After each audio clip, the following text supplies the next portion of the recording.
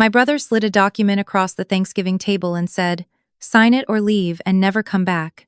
My mother stood up and told 30 relatives that I had manipulated a dying old man for money. My uncle reached into his jacket and handed me something that made my brother's face go white. I walked out of that house without touching their pen. 3 days later, my brother was calling me before sunrise. I didn't answer, and here is why. Before I take you back to where this started, please take a moment to like and subscribe if this story speaks to you. Drop a comment and tell me where you're watching from and what time it is there. I read every single one. Now let me tell you about the family I grew up in, and the grandfather who saw me clearly when no one else did. My name is Claire Alderton, and I am 29 years old. I work as a physical therapist at a rehabilitation center in Raleigh, North Carolina. I have spent the last 4 years helping people relearn how to walk, how to use their hands, how to trust their bodies again after something tried to break them. I am good at patience. I learned it young, because growing up in my family, patience was the only currency I had. My grandfather, my father's father, built a woodworking business over 40 years out of a garage in rural Virginia. He made furniture, cabinets, custom pieces for people who wanted something that would last 100 years. He was the kind of man who measured twice and never cut once without being certain. He loved that business the way some people love a child. He also loved me the way some grandfathers love a specific grandchild. Quietly, steadily, without condition. My father passed away when I was 11. A heart attack, unexpected, the kind that takes someone before anyone has time to prepare. After that, my grandfather became the most constant presence in my life. My mother had her grief and her bitterness and eventually her new priorities. My brother Marcus, 6 years older than me, had always been her favorite, and after my father died, that gap widened into something I stopped trying to cross. Marcus was charming the way certain people are charming, easily, on the surface, in ways that made other people feel good about themselves for 30 minutes at a time. He had never worked in my grandfather's shop a single day. He had never sanded a cabinet or fitted a drawer or learned the difference between cherry and walnut. He called the business a relic and my grandfather old-fashioned and smiled while saying both, but he showed up at holidays. He brought wine and told stories and made everyone laugh. And my mother looked at him the way she had always looked at him, like he was proof that she had done something right. I spent summers in my grandfather's shop from the time I was 13. I learned how to read a grain, how to use a plane, how to be still enough that the wood would tell you what it wanted to become. I was not going to take over the business. I had my own path, but I was there. I showed up. When my grandfather's arthritis got bad enough that he could not manage the shop alone anymore, I drove 4 hours on weekends to help him with accounts, with orders, with the physical work his hands could no longer do. When he was diagnosed with early-stage dementia 3 years ago, I was the one who coordinated his care. I hired the home health aide. I managed the medication schedule. I called his doctor every week and took notes and asked the questions he could no longer remember to ask. Marcus visited 4 times in 3 years. My mother came twice, and both times spent most of the visit on her phone. My grandfather passed in early October, quietly, in the house he had lived in for 50 years, with his dog at the foot of the bed and my hand in his. I had taken a week of leave from work to be with him in the end. My mother called the morning after he passed, and the first thing she said was, "We need to figure out the estate before things get complicated." I did not know then what complicated meant to her. I found out 6 weeks later. The warning arrived the way warnings often do, from an unexpected direction. My coworker Priya, who had become my closest friend over 2 years of shared lunch breaks and late shift commiseration, pulled me aside one afternoon in the break room. She had a look on her face I had not seen before, careful and concerned in equal measure. She told me her cousin worked at the county clerk's office in the town where my grandfather had lived. Her cousin had mentioned, just in passing, that someone had been in recently asking questions about property transfer filings for an Alderton estate. Priya held my gaze. She said the person asking was not a lawyer and had no formal business there. I drove home that evening, turning it over. My grandfather had told me, vaguely, that he had updated his will 2 years before he died. He had mentioned a conversation with a lawyer. He had said something I had not thought much about at the time. He said, "I have made sure things are clear, Claire. I do not want anyone confused about what I intended." I had assumed he meant the business succession, the equipment, the building. I had not pushed for details because it felt inappropriate, like counting someone's money while they were still alive. That night I called my grandfather's lawyer. His name was Donald Ferris, a small practice attorney in the same town for 30 years. I had met him once briefly at my grandfather's kitchen table. I told him who I was. I said I understood he could not share the contents of the will before the formal reading, but I wanted to ask a general question. I wanted to know if there was a formal estate process underway and whether I needed to be present for anything. There was a pause on the line. Then Donald Ferris said he had been trying to reach me. He said the estate reading was scheduled for the week after Thanksgiving, and that he had sent a certified letter to the address my grandfather had on file, which was my old apartment from 3 years ago. He said he would send a new notice immediately, and that yes, my presence was very important. I thanked him and sat in the dark of my kitchen for a long time after hanging up. The certified letter arrived 4 days before Thanksgiving. I read it standing on my front steps in the November cold. The language was formal and careful, but the substance was plain. My grandfather had left me the property, the house, and the land outright. He had also left me a 40% share of the woodworking business, to be held in my name with full voting rights on any decisions regarding the company's future. The remaining 60% was divided between 2 longtime employees who had run the shop for 15 years and whom my grandfather trusted completely. My brother was not mentioned. I sat with that information for 2 full days. I thought about my mother's voice on the phone the morning after my grandfather died. I thought about Priya's cousin and the questions someone had been asking at the county clerk's office. I thought about Thanksgiving, which was 4 days away, and the family dinner my mother had insisted on hosting, and the fact that she had been oddly specific about wanting everyone there. All the relatives, the aunts and uncles and cousins I rarely saw. I called my Uncle Robert, my father's younger brother, who lived 2 hours away and had stayed close to my grandfather in his last years. I told him about the letter. I told him about the clerk's office. I told him about the dinner. There was a long silence, and then my uncle said, "I think I should come early. And I think you should not go to that dinner alone." I almost talked myself out of going entirely. I lay in bed the night before Thanksgiving, asking myself what I was walking into, and whether it was worth it. But something in me needed to see it. The same way you sometimes need to hear the thing said out loud, even when you already know what it is. My grandfather had given me something real, and I was not going to hide from whatever my family planned to do about it. I arrived at my mother's house in the early afternoon. The driveway was already full. Inside, the dining room had been rearranged. A long folding table added to extend the regular one, enough seating for 30 people. I recognized faces from childhood. My mother's sister and her husband, cousins I saw at funerals, my grandfather's neighbors who I had not realized were coming, people who seemed to have been invited for an audience rather than a meal. There was a kind of energy in the room that did not match Thanksgiving. Too still, too deliberate, like everyone was waiting for something and trying not to look like they were. Marcus found me in the hallway before I made it to the kitchen. He looked the way he always looked, put together, easy smile, the kind of face that made people assume the best. He put a hand on my shoulder and said it was good I came. He said there were some things that needed to be addressed about Grandpa's estate, and it was better to handle them in front of family, with everyone present. I said I thought estate matters were handled by lawyers. He said sometimes families could work things out without making it adversarial. I excused myself to find something to drink, and texted my uncle from the bathroom. I said it was starting. He replied that he was in the driveway and to give him 5 minutes. Dinner was served and the conversation stayed ordinary for almost an hour. I waited. I watched my mother move around the table, refilling glasses, touching shoulders, the gracious hostess, until she was not. She sat down at the head of the table and tapped her water glass twice with a knife, and the room went quiet in the way rooms go quiet when everyone has already been told what is about to happen. She said she wanted to address something difficult, something that was affecting the whole family. She said she knew it was Thanksgiving, and she was sorry for the timing, but the situation could not wait any longer. My brother stood up.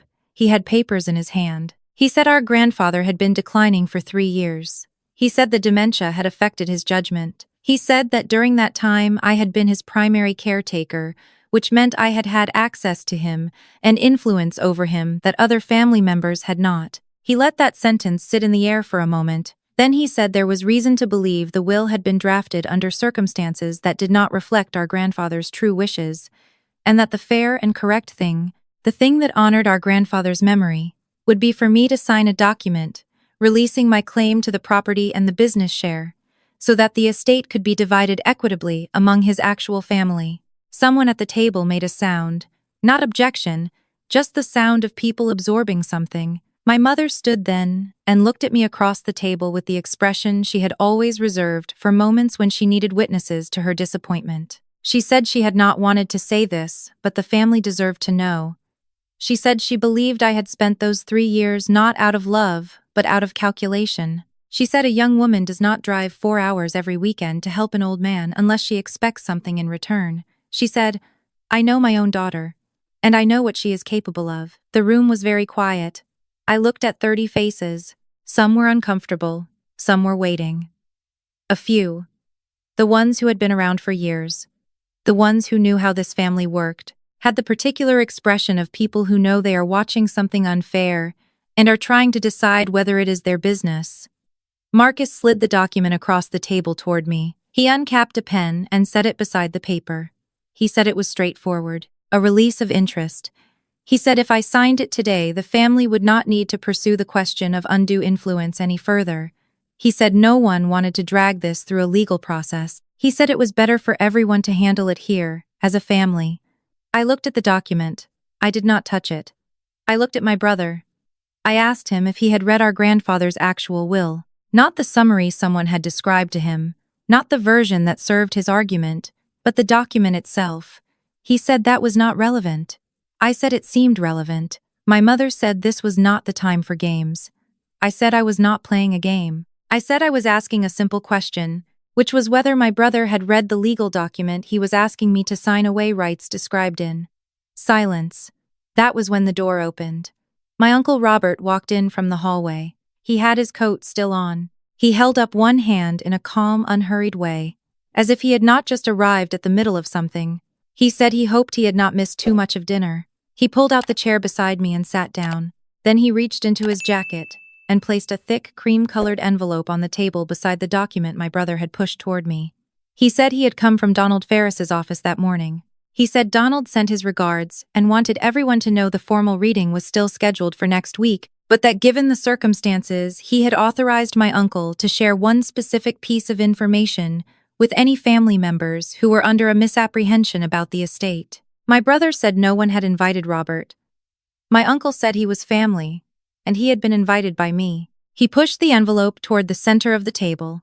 He said our grandfather had been assessed by 2 independent physicians in the 12 months before he drafted the updated will. Both assessments concluded he had sufficient cognitive capacity to make legal decisions. The will had been witnessed by 3 people unrelated to the family, and there was a provision in the document, added at my grandfather's specific instruction, that stated clearly, if any heir attempts to challenge this will on the grounds of undue influence without medical evidence to the contrary, they forfeit any right to contest and bear the full legal cost of any proceedings they initiate. My grandfather had known. He had prepared for exactly this.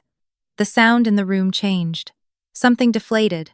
My mother said, "This is not what we wanted." Her voice had shifted. The performance had gone out of it. I looked at her. I said I knew it was not what she wanted. I said what she wanted was for me to sign that paper before I spoke to a lawyer, before I read the will myself, before I understood what I was giving up, and to do it in front of 30 people so there would be witnesses to my compliance. I kept my voice level. I had spent 4 years talking to people in pain, and I knew how to stay steady when everything around me was not. I said that was not going to happen. My brother said I was being selfish. He said the business should stay in the family. I said I was family. He said I knew what he meant. I said I did know what he meant, and I wanted him to hear himself say it plainly, without the language about fairness and grandfather's wishes, just the plain version, which was that he wanted what had been left to me, and he had arranged a room full of relatives to pressure me into handing it over. He did not say anything. I stood up. I picked up the certified letter from my bag and placed it on top of his unsigned document.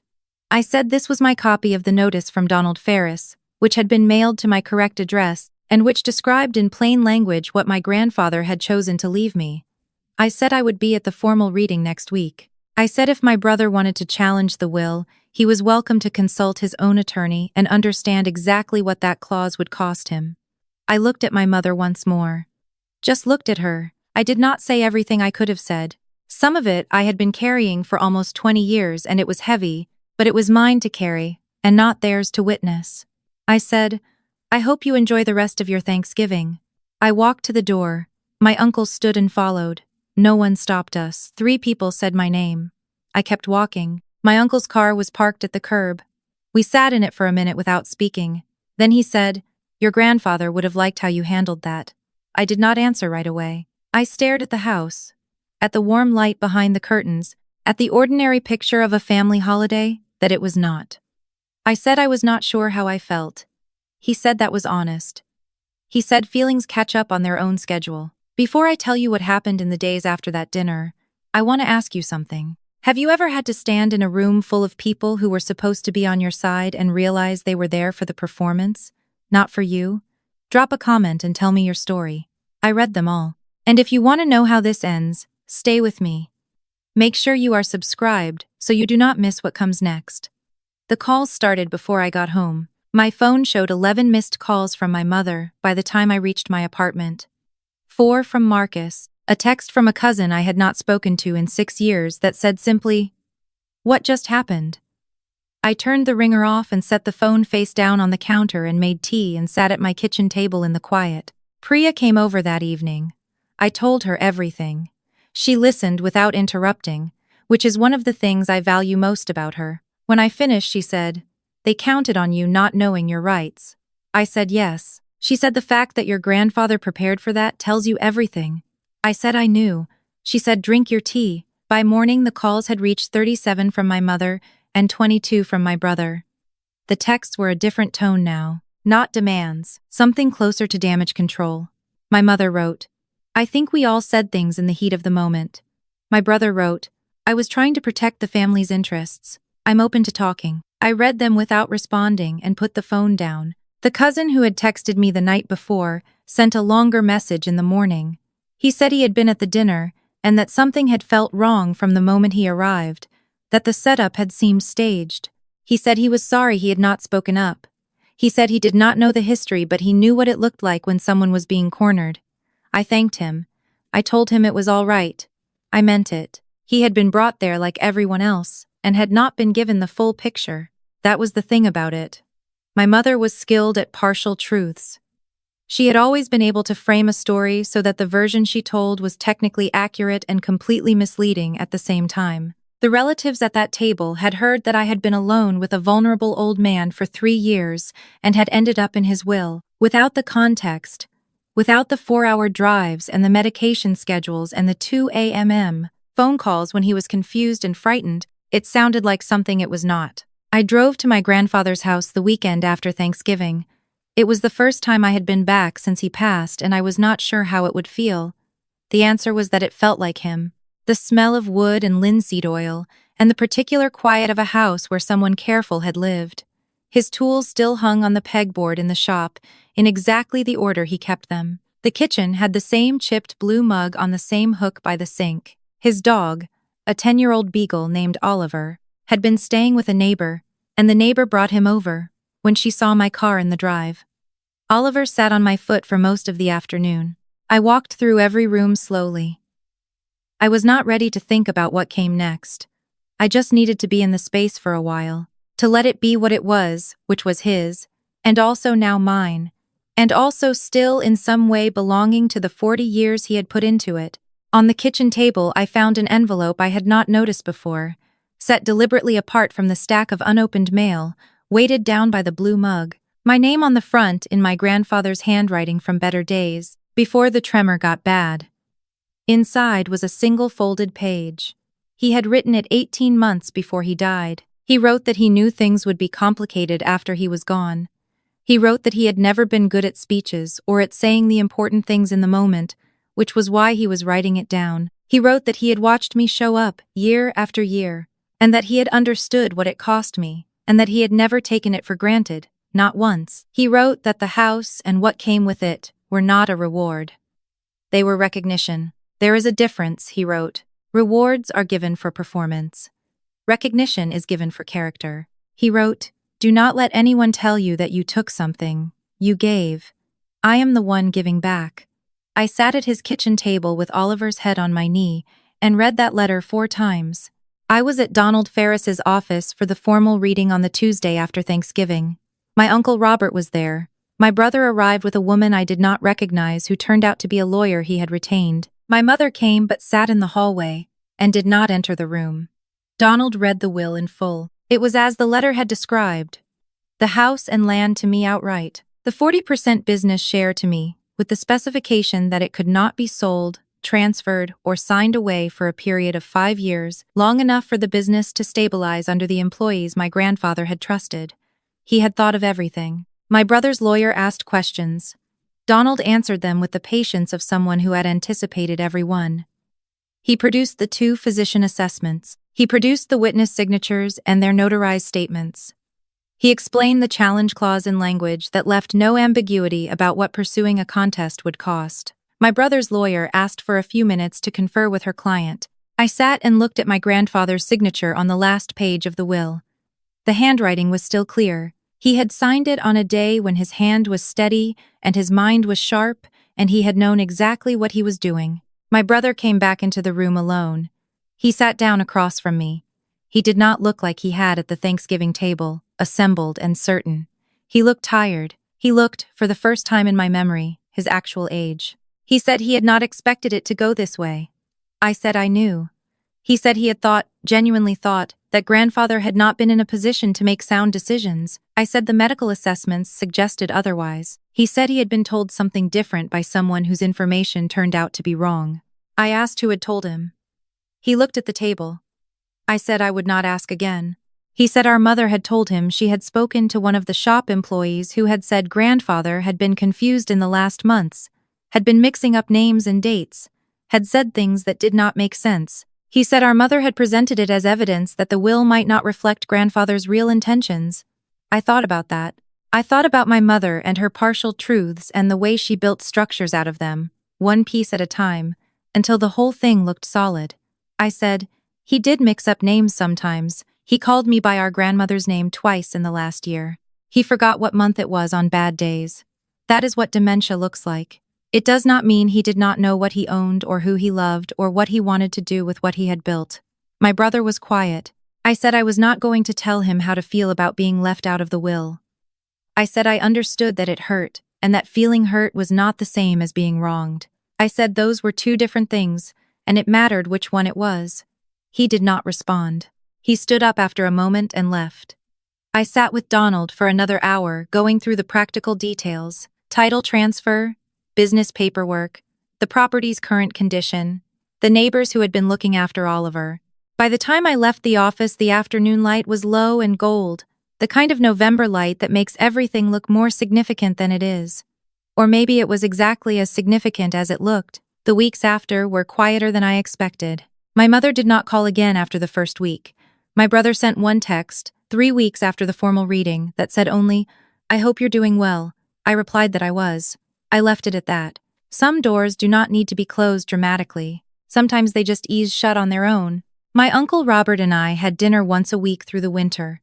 We talked about my grandfather, about the shop, about what I planned to do with the business share. The 2 employees, a man named Walter who had been there 22 years, and a woman named June who had joined 15 years ago, called me in December.